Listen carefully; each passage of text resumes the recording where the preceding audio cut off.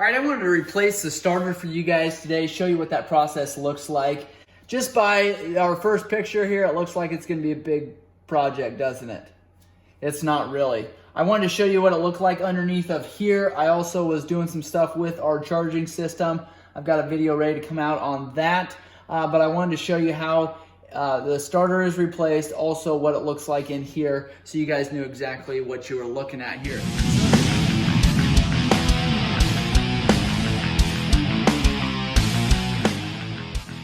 So to replace your starter, all it is, 2 8mm bolts on the other side there. Now you can get to them from either side. This side, you've kind of got your shift arm here, your shift rod here that's going to be in your way. The other side, you're going to have your exhaust manifold. So either way, you've got a little bit of stuff to work around. It takes an 8mm. So what I normally do is just grab 8mm socket on a small extension. I grab a ratchet just like this, and I'll get in there and I'll start turning these.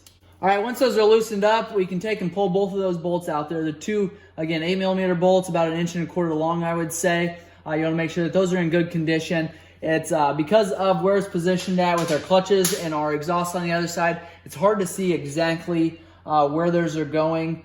So you want to make sure you get them in there straight when you're going back together. But then at this point here, typically you wouldn't have this cover off, okay? Like I said, we're doing other videos. So what you can do actually is take a small screwdriver and get in behind here and just kind of pry this out. It shouldn't take a lot of effort to get it out.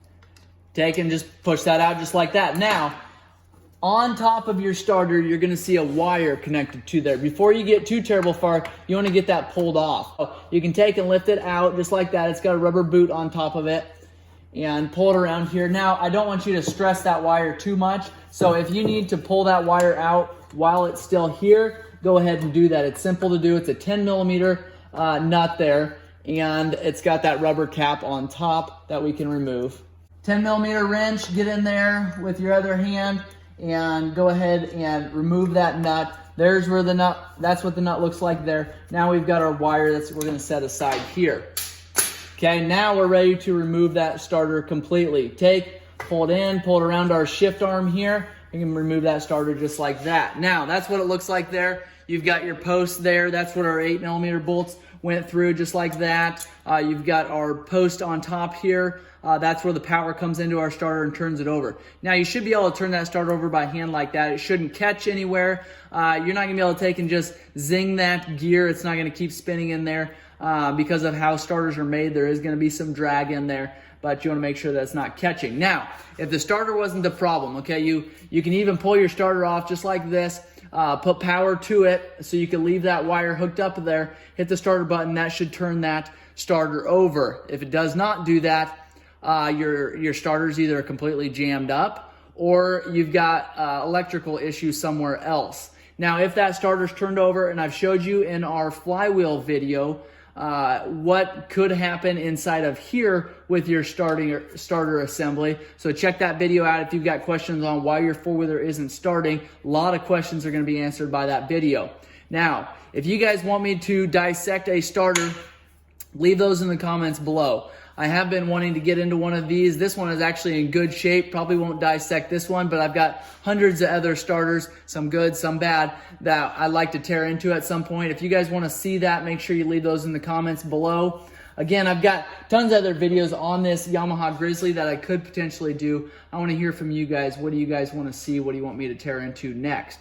So going back with this starter, make sure that the seal is in good condition. Make sure it's clean, no dirt and debris down in there. Take the same way you put that starter in there, slide that starter in, slide it into place there. Now, sometimes they're not going to go just that easy because you have a starter gear that's going to be sitting on here. So if you can't take and just push that starter in just like that, what I would do is pull that starter out, turn this, maybe an 1/8 of a turn, take and try it again. Maybe do a little wiggling, see if you can get it worked in there. If you can't, take it out, spin it again, try it again. What you're doing here is lining up these gears with your starter gear that is going to be here. I'll show you what that gear looks like. I had that pulled out when we removed that flywheel. Starter gear looks like this. Okay, so you can see here why that starter may not line up with your starter gear. Okay, so it may not line up there. Take it, spin it. You have to spin it up here. Make sure that that starter motor is completely seated and slide that on. Now, obviously that cover is going to be holding this gear from moving, so I'm just going to have to do it with my hand. But you can take that and slide it in just like that. Now, when you hit your starter button, it'll turn this idler gear over, it'll turn your flywheel and your one-way gear over, and it'll turn your motor over. That is how the starter system works on the Yamaha Grizzly. Make sure you hook this wire back up there, 10 millimeter, tighten it down, make sure those 8 millimeters are tightened down, and you should be good to go. If you guys have more questions on this starting assembly on the Yamaha Grizzly, make sure and leave those in the comments below. If this video has been helpful, give us a thumbs up. I appreciate all the comments and the positive feedback that we get. If you guys want to check out more Grizzly videos, check the links below. If some of the tools that I used would be helpful to you, I've got some of those links below. Ask questions in the comments, see what other tools I use. And I do appreciate all you guys' support. Thanks for watching.